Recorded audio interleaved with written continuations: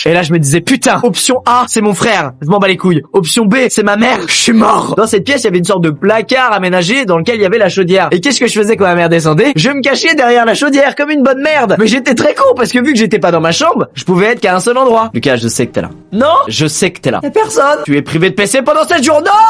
C'était la mission chaque soir, mais ce qui est cool, c'est que j'arrivais généralement à gratter quelques heures de PC, du coup, toutes les nuits. Donc au final, c'était une très bonne période parce que vous allez voir que ce qui va suivre, c'est beaucoup moins amusant.